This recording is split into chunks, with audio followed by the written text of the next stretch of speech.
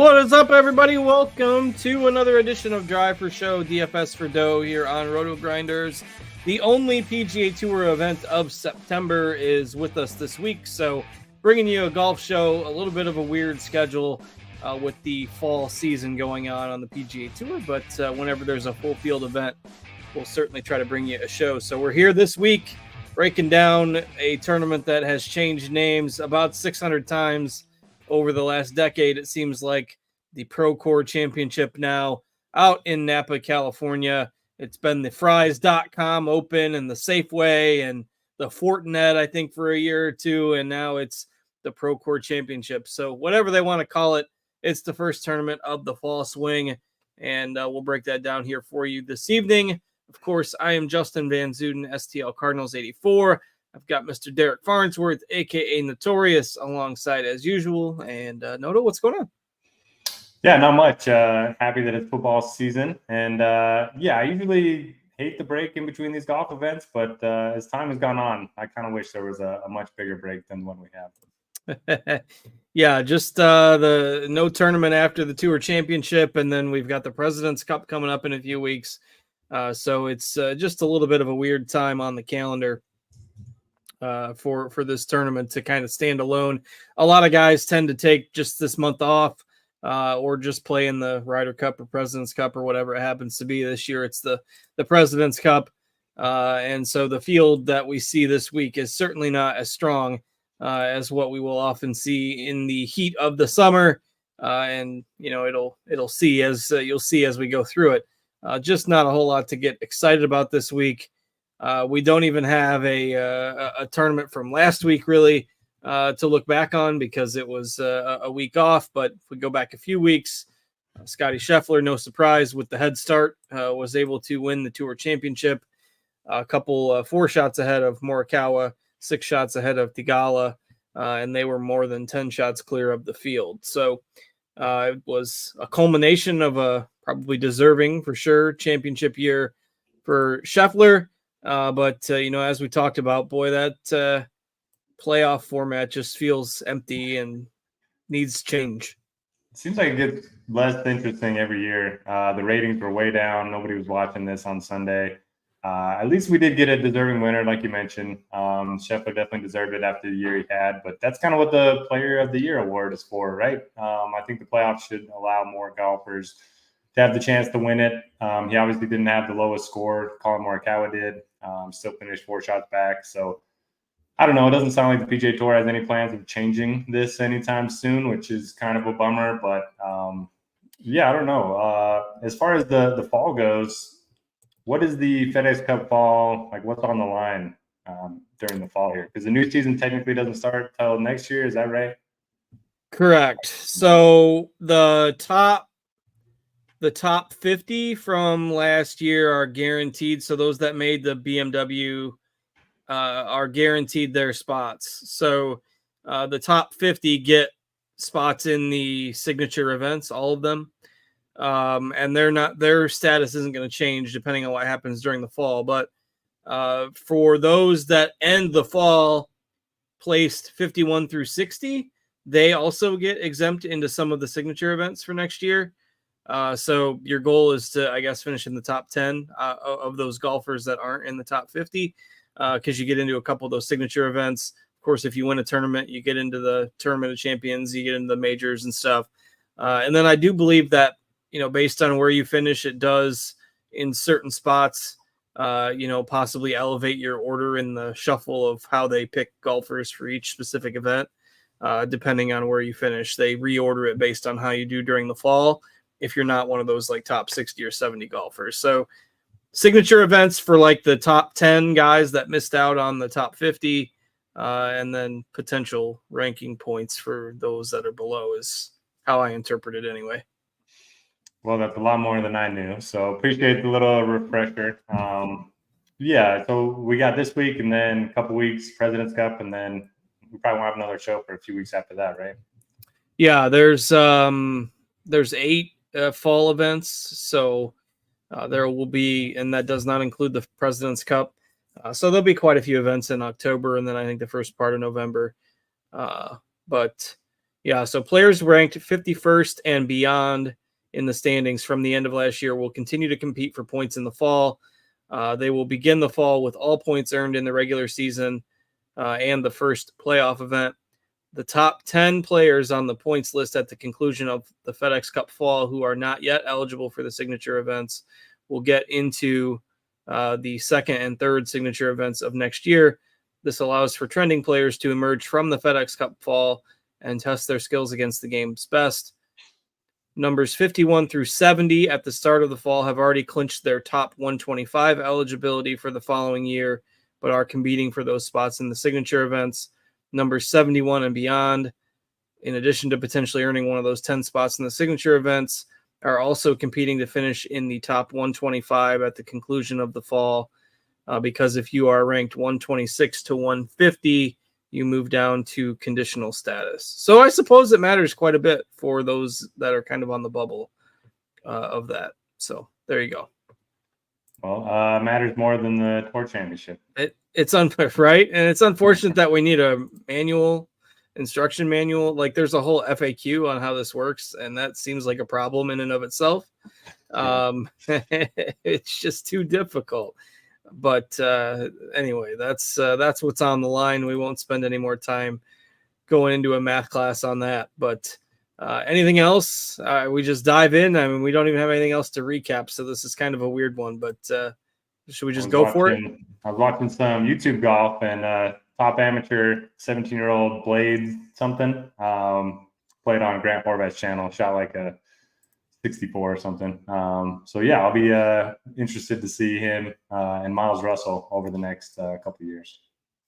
We've already got Luke Clanton, who is already like a star, and I think he's still like a junior in college or something, which is just turn pro already and gets yourself some paychecks. But and he's the 5th most expensive golfer in the field this week. So that how many sponsor exemptions can you get? He's got to be running out, doesn't he? Yeah, I don't. Again, that needs a rules manual, so I'm not sure. I've reached my limit of looking up requirements for the night. But I mean, well, if he finished 5th in his last event, so does that qualify him for this one? Yeah, top 10 exemption.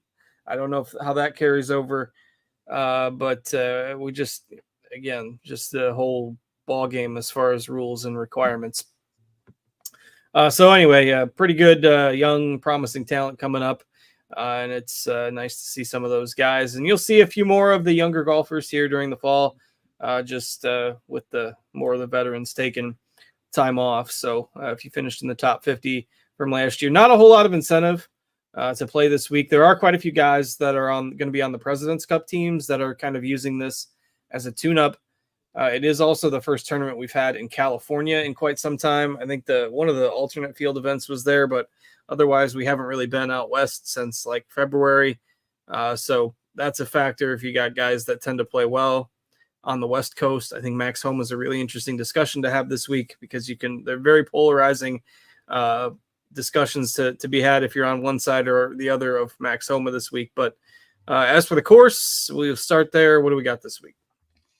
Yeah, Silverado Resort and Spa, Napa Valley. Got to watch out for those golfers that love their wine. Going to be a lot of wine in the area. Par 72, 7,123 yards. One of the shorter par-adjusted courses on the PGA Tour. The winners have been a pretty nice mix of like ball strikers, short game specialists. Cam Champ even won here. He typically wins on bombers courses. The greens are pretty small. The fairways here are tiny, 24 to 27 yards wide on average. Very difficult to hit. Less than 50% of the field hit the fairways last year. And yeah, not a lot of water in play. Not a huge penalty if you do miss the fairways. So you would think it would set up well for the bombers, but the course just isn't that long. So you don't necessarily need to bomb it.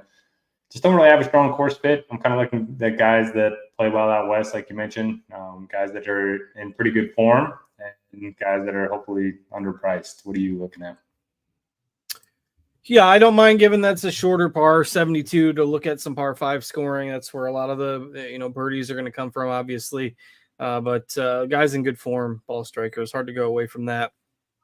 I will put a little emphasis on guys who are tend to be good on the West Coast, but not at the expense of if their form leading in is terrible, I'm not going to use that as the kind of be all end all discussion of, hey, he's good in California, so I'm going to play him. But I think you can use it in a tie-breaking scenario if you want to. If it comes to that, it tends to be a little different golfer type to succeed out here. So we do see some guys who maybe are good in the California swing, but then struggle, on the East Coast courses. But not a priority thing that you absolutely have to consider by any means. So with that, let's go ahead and look at the top of the field. So again, I mentioned a lot of the President's Cup guys are you, I think 6 maybe, are using it as a tune-up this week. You're going to see a few of those at the top. We've got Theegala fresh off that top 5 finish at the Tour Championship. Wyndham Clark, mentioned Max Homa, very good generally in California, very good here, but has really, really struggled over the last 3 months. Interested to get Noto's take on Homa, and then maybe throw Connors in that mix as well as kind of a top 4. He is just under 10K on DraftKings, but how do you treat those guys this week? Yeah, so I was glad to see the RG model was kind of in agreement with me. I had to give Homa a 10% boost in his rating, and still not cracking the top 10 for me this week. So that's just how bad he's been playing. I think the last 2 events combined, he's lost 15 strokes off the tee. Just the drivers just completely abandoned him. So I don't know. It's really tough. I know he's won here before. I know he loves California. I know he was 7th here last year, but even with a major boost, he's still projecting really bad for me. Don't mind Theegala, obviously the defending champ here. Don't mind Wyndham Clark. He's won in California a couple times, won the U.S. Open at LACC, won at Pebble Beach earlier this year. T14 or better in 6 of his last 7. So he's definitely got the best form of anyone up top. But, give me Connors over all of them. Projects better ball striker. Hasn't missed a cut in 22 starts. I think he's my starting point this week. I'm 0 missed cuts in the calendar year for Corey Connors. That's it's pretty tough to ignore. I mean, anytime ball striking becomes paramount, you gotta give Connors a bump, and he will probably be the highest owned golfer on the board. But I will differentiate my lineups elsewhere. I think he's for sure a top play. Theegala up there as well for me. Always, I mean, we've talked about plenty of times. He's tough to project, but when he plays a course well, he tends to play the same course as well. So, and he's got 6th and a win here the last 2 years. He's made the cut every time he's played here, I think 4 times total. So those 2 are by far my favorites at the top this week. Although we said you never play Theegala when you think you should play him, and you nailed him at the Tour Championship. Well, I'm gonna go for it now. I'm gonna become the Theegala whisperer. Okay. So we're going for it. All right. Yeah, and I'm with you on Homa. Just the form has been so bad that I'm just not going to blindly turn an eye to that at the expense of everything else that looks terrible with him right now. So I'm out on Homa. I'm in on Connors. I'm in on Theegala. Probably not on Clark just because I can't play everybody up here. And plus we have Clark at basically the same ownership as Connors, which I'm not going to play all the chalk. So give me Connors and Theegala at the top this week. All right, we move down the rest of the 9K range. I mentioned the amateur Clanton, who made 6 starts over the summer, 3 top 10s, has shown that he can compete with anybody. We've got McNeely on here, another guy that's been playing pretty well and tends to have good history in California. Min Woo Lee, Keith Mitchell, Brendan Todd, and JJ Spawn. Been a while since we've seen Brendan Todd and JJ Spawn, I'm pretty sure, in the 9Ks on DraftKings, which goes to show you that this field kind of gets weak in a hurry. Where are you looking? Anybody in this 9K range? Yeah, don't mind Clanton, especially if he's not going to be very popular. I know the sample is really small, but in this field, he's first off the tee, first in total driving, 2nd in approach, 1st in greens and regulation, 1st in birdie or better percentage. In his limited starts, he's been pretty awesome. So I like him. Don't mind McNeely at 9,400. He's been playing a little bit better. California guy. He was runner-up here the year Homa won. So I think he makes some sense. And then I'll play some JJ Spawn. I was looking at his game log earlier this week, and he 14 straight starts without a top 30 to open the year. And he's found something lately. He's gained 20 strokes on approach in his last 4 starts, back-to-back top 10s, tends to play well out west, a couple top 11 finishes here. So I like Spawn. I like McNeely, and maybe a little Clanton as well. Yeah, McNeely is my favorite of the bunch for sure. When you look at, his history, plus the way he's been performing over the last 2 or 3 months, he's the guy that stood out to me in here. I don't mind playing Clanton also. Keith Mitchell maybe in GPPs, but I don't have anybody really that I'm flag planting on here, with the exception of McNeely being my favorite in the range. At 9,400 on DraftKings. You could certainly make a case if you wanted to for any of them, but I'm going to try to get enough exposure to Tigala and Connors that just kind of naturally I'll be a little bit underweight on this range, and McNeely is by far my favorite. So we go down into the 8Ks next, which it kind of just becomes a jumble at this point. Not a whole lot separating a lot of these golfers, but Tom Hoagie, Harris English, Eric Cole, Patrick Rogers, Doug Gim, Adam Svensson, Bo Hostler, Mackenzie Hughes, Mac Meissner, Matt Kuchar, Chan Kim, like all these, those are all the golfers between 7,900 and 8,900. And really you could probably mix and match their prices, and there's not a ton of difference.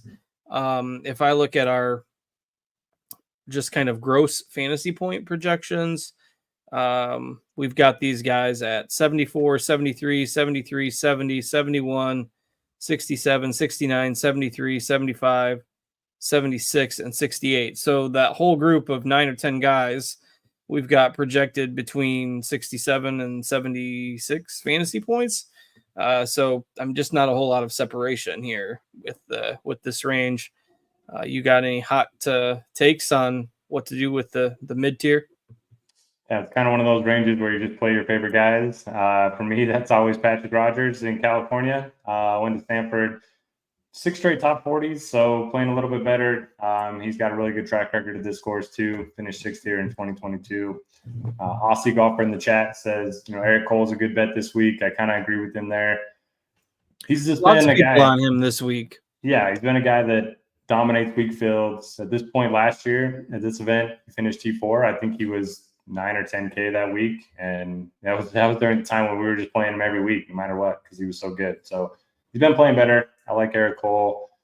Don't mind a little bit of Doug Gim if you want to play the ball striking angle, and then probably nobody else until we get down to Chan Kim and Mac Meissner.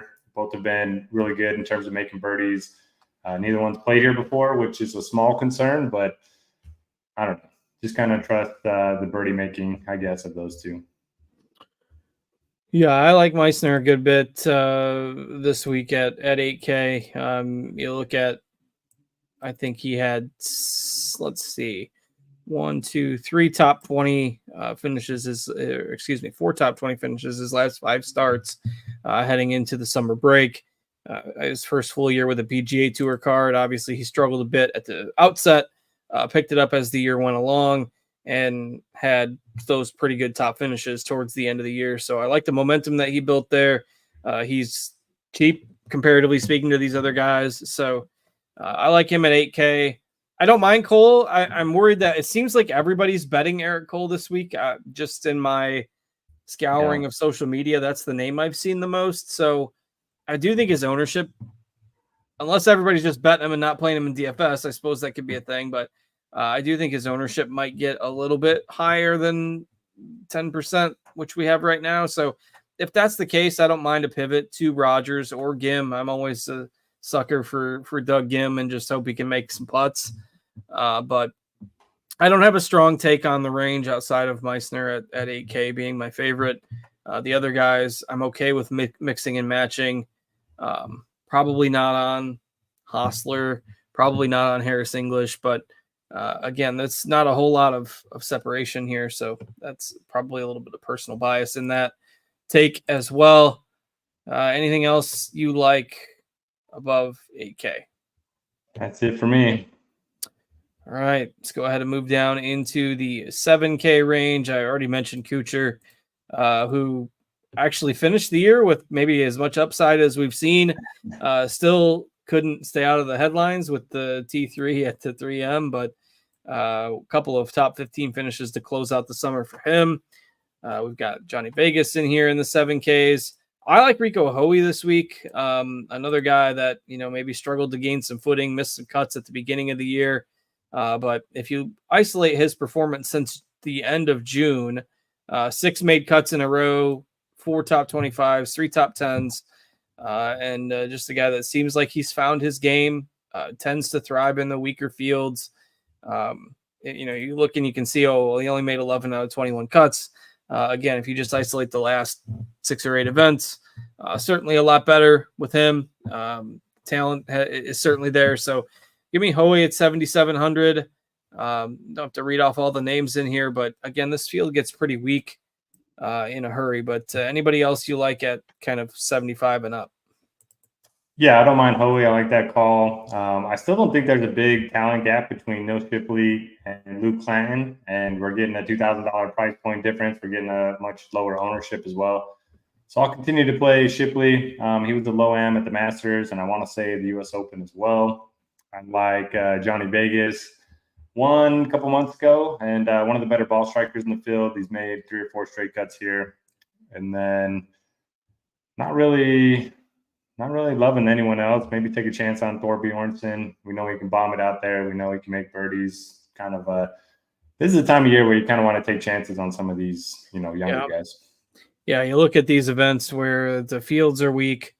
There's just there tends to be a lot of variance at this time of year because guys are working on things, or the weaker fields, if there's a lot more birdies than usual, just a whole lot of unknowns as far as how guys are going to perform in the fall. So I like that idea of taking some shots on guys, especially down here at lower ownership. The Shipley is really, really interesting if he's only going to be 4% owned. Glover, I think, is a guy who probably makes sense as a safe-ish play that is also probably going to be somewhat low owned. So those are just guys you can consider mixing and matching if you're looking, especially if you're playing some of the chalk up top, getting some of those guys into your lineups. What about the rest of the 7K to 7,500 range? Anything standing out to you in there? Nothing that I really love, but in terms of guys that project well, Ben Silverman is 7,100. Chandler Phillips is 7,200. Jacob Bridgman is 7,400. One guy that I do want to get exposure to is John Kiefer. I think this is his first PGA Tour start. He's been playing on PGA Tour Americas. He's made 11 starts. I think he has 10 top 10 finishes over there, which earned him a start in this field. And if you look at the outright odds, he's 80 to 1. Everyone else in this range is at least 100 to 1. So I don't know, a little bit of interest there, especially if nobody really has heard of him or wants to play him. Yeah, that's an interesting take. I guarantee there's a lot of people that don't know that much about him, but you know more than I do about him. It's an interesting story. So take a look into that, especially if you're comparing odds to DFS pricing. A few names that I like in here. Bridgman, who Noto mentioned. I like Ben Silverman a good bit as well. He just seems underpriced. It's not going to wow you by any means, but you look at some of the other options in here. You're not going to get a whole lot of guys that are basically above average throughout their bag. He missed the cut his last start, but it was only by a stroke or two. Prior to that, he had made 8 cuts in a row, I believe. So the data is pretty good on Silverman. He's cheap. If you want to go the kind of the YOLO GPP route, I always kind of get sucked into the talent with Goddard up sometimes. Chandler Phillips is another guy that I don't mind. Again, I'll probably spread out my exposure a little bit down here, but those are the guys that I have the most interest in that 7K to 7,400 range. Would be Bridgman, Chandler Phillips, Silverman, maybe a little Goddard up as well,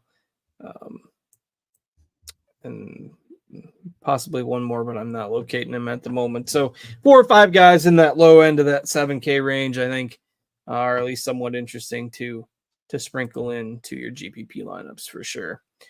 Anything else above 7,000? It's this field is not very exciting. So, trying to draw this out a little bit here. We'll do our snake draft to round things up, but and we'll go into the 6Ks here for a bit. But anything else above 7,000?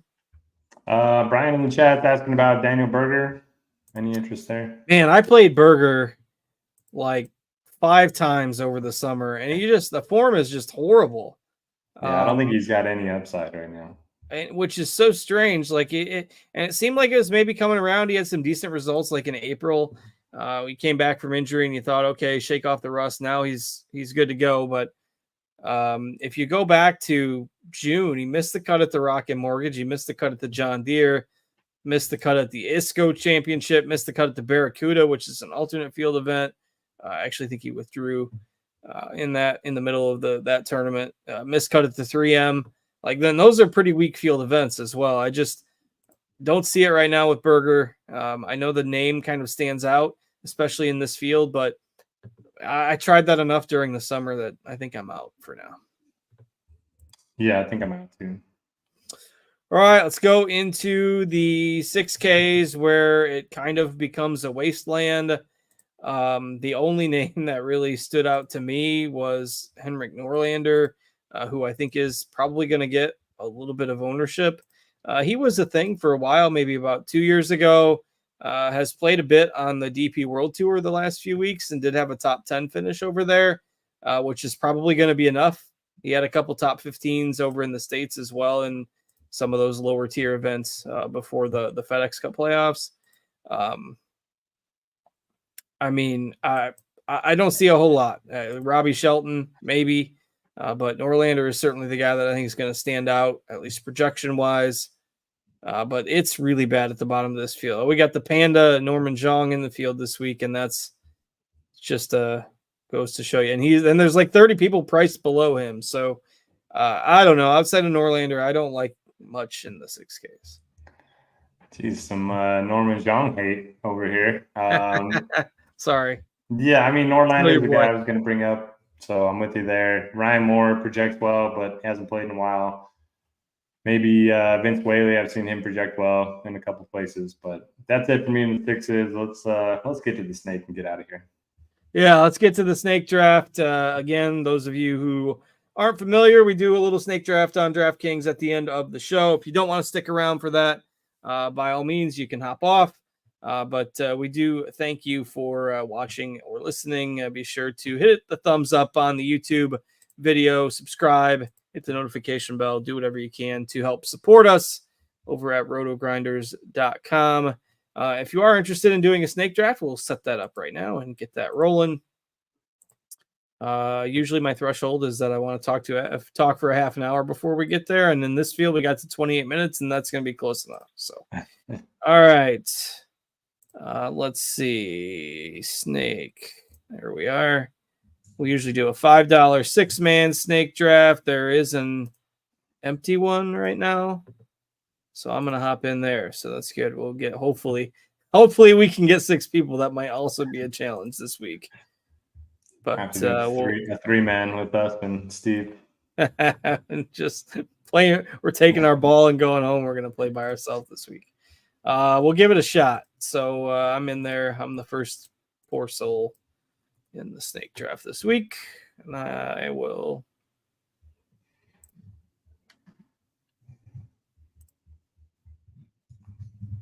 post the link here if I can navigate it.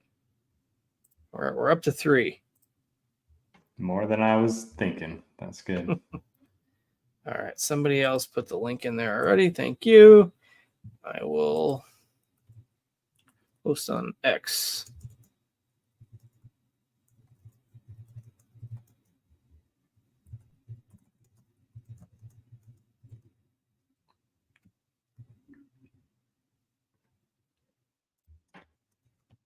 It's been a couple weeks. How are your Cardinals doing?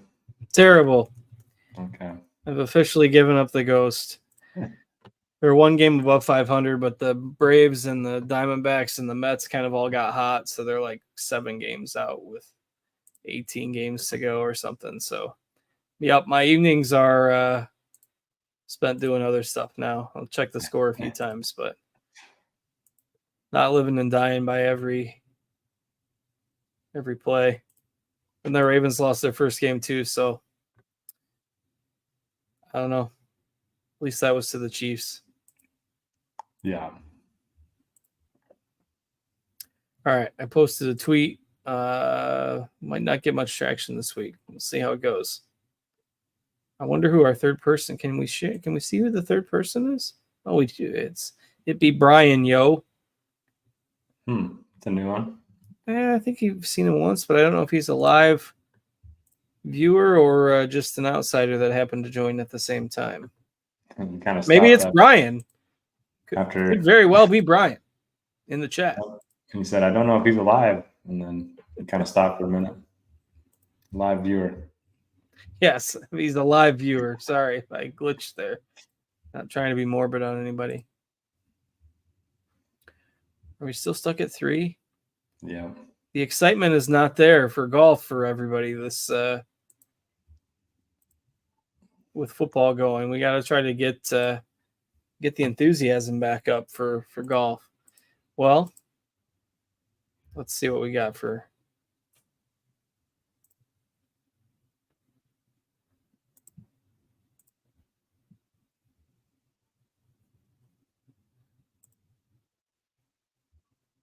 three-man.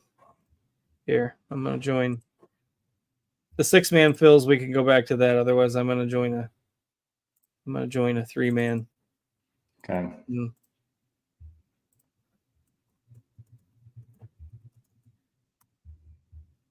All right, I just put a 3-man link in. We're up to 4 on the 6-man. Well, I'll give that a couple minutes to fill if we don't. There's a 3-man.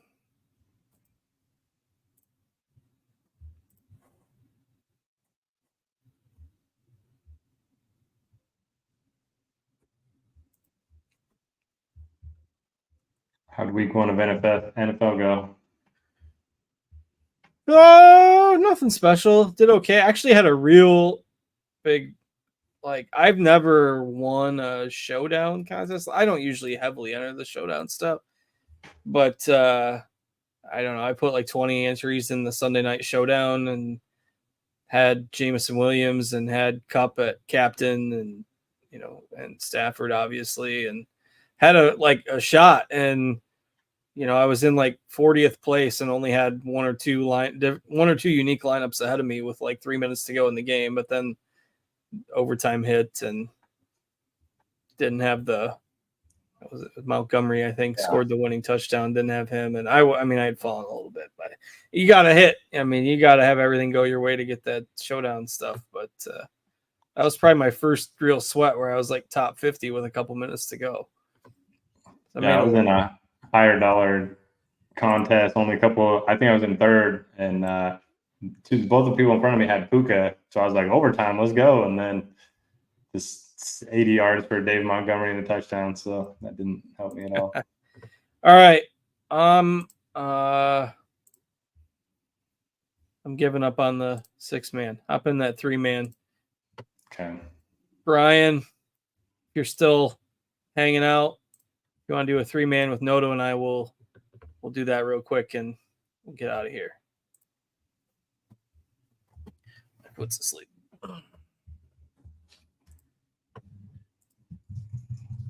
There was another 3-man that had a person in it, so I put the right link in the YouTube chat. They'll probably both fill at the same time now. Or maybe Brian is just holding out hope. I see that you've had some pretty decent bets the first couple football games there. Yeah, not too bad so far. I'm sure nowhere to go but down. But field goal sweat only took a quarter last night. I know. I should have bet the over 5.5. Over 5.5 at plus 2,000. Yeah. I didn't even look. Was he captain winner last night? Not Mason sure. Probably did good enough. Yeah, I think he ended up with 27 or something fantasy points. Crazy. All right. I don't know who the third person is we got in our 3-man draft, but Kenny Hinn is the winner. So I'll share this real quick. This will go pretty quick for 3-man.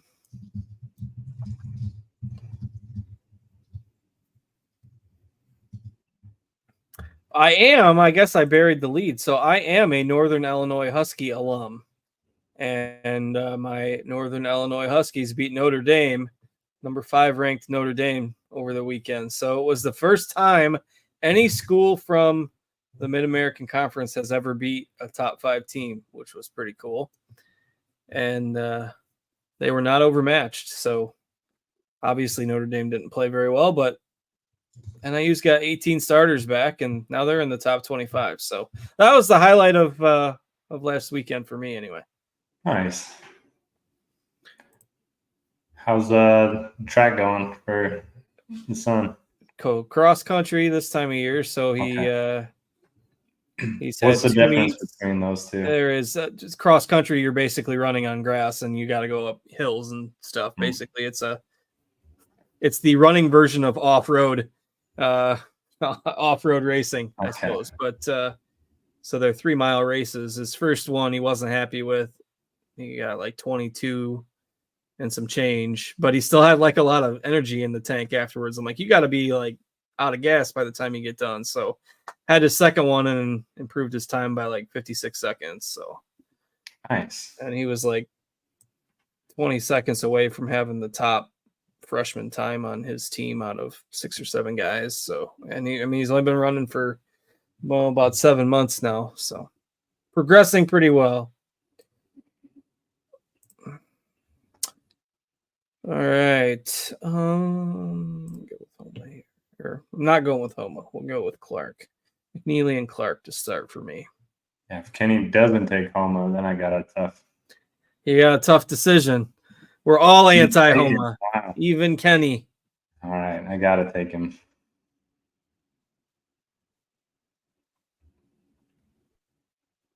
Minwoo Lee is always so expensive. Like, he just never projects. I'm not sure what he's done to earn that. I don't know.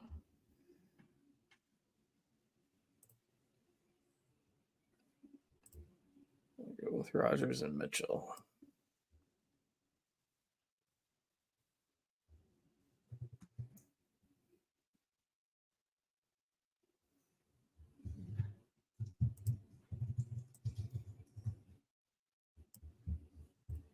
It's back to you already. All right. Oh.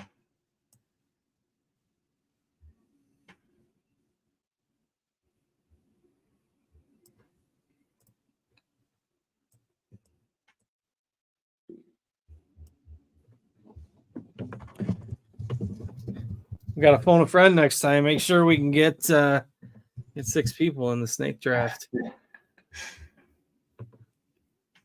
Okay. We'll go with Doug Gim and Mac Meisner. Almost done already. This is winner take all? I think so. I think it is. It's winner take $13.50. DraftKings take $1.50.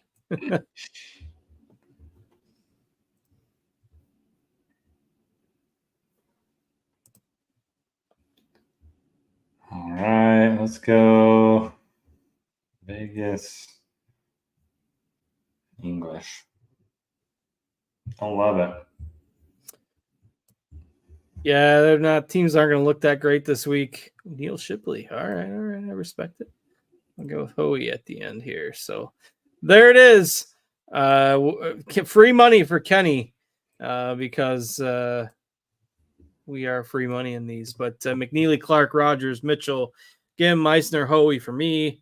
Connors, Homa, Spawn, Cole, Todd, Vegas, and English for Noto. And that's it for this week. So good luck. Enjoy the golf. Enjoy the football. We'll probably have a couple more weeks off before we get to a more consistent fall swing schedule. But until then, best of luck in all your contests. Thanks to Noto for joining me. I'm Justin. Thanks to Steve for producing behind the scenes for us as well. And we'll catch you later, everybody. See ya.